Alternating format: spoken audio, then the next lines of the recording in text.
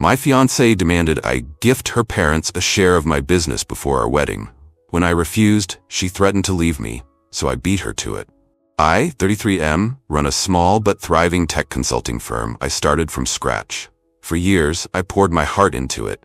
Late nights, personal sacrifices, no vacations, to build something stable. Now, I was engaged, set to marry a woman I believed understood hard work. We'd known each other for 2 years, and at first, I admired her ambition and style. I thought we shared the same values: independence, respect, and fairness. But I discovered too late how wrong I was. About 3 months before the wedding, while finalizing guest lists and sorting through vendor contracts, my fiancé brought up something odd. We were sitting at the kitchen table, going over flower arrangements, when she said casually, "My parents have been so supportive of our relationship. Don't you think we should thank them more substantially?" I looked up, confused. We already invited them on that trip last month, and I bought them a nice anniversary gift.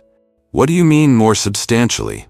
She leaned forward, tapping her perfectly manicured nails on the table. "I'm talking about the business. Maybe you could give them a small share. It would be a lovely gesture." I blinked, stunned. "A share of my company? Why would I do that?" Her expression tightened. "They're family, soon to be your family too. This would show you trust them and appreciate their role in our lives." She said it like it was the most reasonable request in the world. I tried to stay calm. "I built this company alone. Your parents had no part in it. They never invested, never offered any business help." She shrugged dismissively. "They don't need to have helped. It's about respect. They've always dreamed of being part of something successful. It's a wedding gift from you to them." I realized then her sense of entitlement ran deeper than I ever imagined. Shocked, I said, "This isn't normal. People don't just hand over shares of their business as wedding gifts. That's a huge deal. It has legal implications." Her smile vanished. "So you're refusing?" She tilted her head, eyes narrowing. "Think carefully. We're about to start a new life together. Don't you want harmony?" My stomach nodded. This was blackmail hidden behind a sweet tone. "I'm sorry," I said firmly. "No shares. I'll be generous in other ways, but not this." Her lips pressed into a thin line. "If you truly cared about me, you'd do it. My parents deserve this. They raised me, supported me. Now you can show your gratitude." She stressed the word gratitude, like I owed them something. I stood my ground. They deserve respect, not a cut of my livelihood. This is my business, my hard work. I won't give it away. She rose from her chair, eyes flashing. "If you won't do this for me, what good is this marriage? I can't believe how selfish you are." In that moment, I realized just how toxic her demands were. She valued my business as a bargaining chip, not respecting my sweat and sacrifice. I knew this wouldn't end here. I braced myself for the battle ahead. Over the following days, tensions soared. She stopped discussing wedding details and instead bombarded me with guilt trips. "My parents are excited about our future. Don't you want them to feel included? Or do you really love me if you can't do this one thing?" I tried to reason with her, suggesting alternatives. Generous gifts, a beautiful family vacation, but she wouldn't hear it.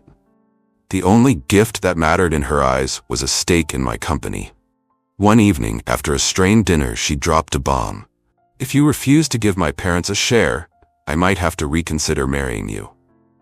Her voice was icy, her gaze a challenge. My heart clenched. She was threatening to end our engagement over this absurd demand. Was I engaged to a partner or a ruthless dealmaker? I took a deep breath. "Are you serious? We're weeks from the wedding, and you'd throw it all away because I won't sign over part of my business?" She crossed her arms. "You talk about love, but you're not willing to sacrifice. My parents deserve to benefit from your success. It's not like you can't afford it." The entitlement stunned me. This isn't about money. It's about principle, trust, and fairness. Your parents did nothing to earn a stake. Do you think I'm just a bank account for you and them? Her lips curled. "If that's how you see it, maybe we shouldn't get married. Maybe I should find someone who values family more." The arrogance in her tone was unmistakable. I realized she never saw my business as mine. She viewed it as an asset she could manipulate. If she was like this now, what future would I have with her as my wife? A lifetime of demands, threats, and betrayals? I met with a lawyer friend the next morning. I explained the situation, my fiancé demanding I gift part of my LLC to her parents. My lawyer's eyebrows rose. That's a huge red flag, he said. If she's already making these demands now, imagine what happens after marriage. Legally, transferring shares would complicate everything. If you divorce later, her parents might remain partial owners. Don't do it. I nodded, resolve hardening. I decided I wouldn't just refuse, I'd protect myself. If she ended the engagement, so be it. But I wouldn't wait for her to leave me. I'd take control. I started preparations quietly. Updating legal documents, ensuring my business shares remained solely in my name, setting aside personal finances in separate accounts. The following night, she confronted me again. So, have you changed your mind? She asked, tapping her foot. I shook my head. No, I'm not giving them anything. Her eyes narrowed. Then I'm done. I can't marry someone who doesn't respect my family. She turned as if to leave the room triumphantly. But I spoke calmly. Don't bother. I've decided to call off the wedding myself. We're over. She spun around, shocked. I'd beaten her to it, refusing to be cornered. Now I would watch her face the consequences of her entitlement. She stared at me, stunned. You're ending it? Her voice wavered, as if she expected me to beg her not to go. Instead, I was the one walking away. The shift in power unsettled her. But we've planned everything, venues, invitations. You can't just back out. I laughed humorlessly. You threatened to leave if I didn't cave. Now I'm calling your bluff. I won't be blackmailed into giving away what I built. The wedding's off. Panic flickered in her eyes. She tried another angle. Tears. I was just trying to secure our future, to bring our families closer. Her voice quivered, but I saw through it. This wasn't remorse, it was desperation. We can talk this through, she pleaded. I stood firm. We've talked enough. You made your position clear. My worth to you is tied to what I can give your parents. That's not love. She tried to twist the story. You're misunderstanding. It's a cultural thing. My parents expected a gesture. I shook my head. If it was just a gesture, why threaten to break up? This was extortion, not culture. Facing that truth, her mask slipped. Fine, she hissed. I was testing your loyalty, and you failed. A test? My blood boiled. You don't test your fiancé by demanding a share of his company. That's manipulation, plain and simple.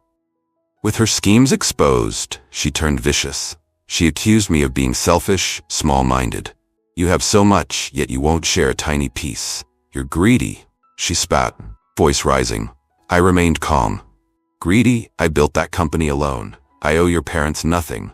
Your attempt to strong-arm me proves who's greedy. I escorted her out of my house that night. She screamed threats. You'll regret this. I'll tell everyone you abandoned me, that you're a liar. I shrugged. Tell whoever you want. I've documented your demand and threats. If you try to tarnish my reputation, I have evidence. I'd recorded some of our conversations, just in case. Legal advice suggested it was allowed since I was part of the conversation. It was insurance against her false accusations. She froze when I mentioned evidence. You recorded me? Her face went pale. She knew her words wouldn't look good to anyone, family, friends, or a judge. The next few days were chaotic. She tried contacting my relatives, crying that I'd mistreated her. But when I forwarded them snippets of her demands, they understood my decision. Mutual friends reached out, shocked by her audacity. Some sympathized with her, but most, upon hearing the full story, sided with me. In desperation, she came back to my door, sobbing, I'm sorry. I was pressured by my parents. They wanted a share, said it was normal. I love you. Don't leave me. This sudden change of tune left me cold. If you truly loved me, you wouldn't have threatened to walk away over money. She fell to her knees, begging forgiveness, tears streaming. But it was too late. I wouldn't be her pawn. As I watched her plead, I felt no triumph, only relief. I dodged a lifetime of manipulation. I told her firmly, we're done. I won't be marrying you, and I don't trust you anymore. She tried clutching my hand, but I stepped back. Leave now, I said quietly, and don't contact me again. She retreated, sobbing, realizing her entitlements cost her everything. My trust, the wedding, her imagined future sharing my success. The finality of it weighed heavily in the silence after she left. But I felt lighter, free of a toxic bond that would have choked me eventually. Legally, I faced no major aftermath. We weren't married yet, so no common property to dispute. The business remained mine, untangled by her grasping hands. I filed a cease and desist through my lawyer, warning her not to defame me. Her parents tried calling once, asking if there was a misunderstanding. I told them the truth. Their daughter demanded a business share for them as a condition of marriage. They stuttered excuses, but I ended the call. My life, my company, my boundaries, none of it was up for debate. In the weeks that followed, I focused on my work, my team, and my own well-being. Some friends confided that she was spreading partial truths, saying I was controlling, stingy, but I had enough proof to clear my name if needed.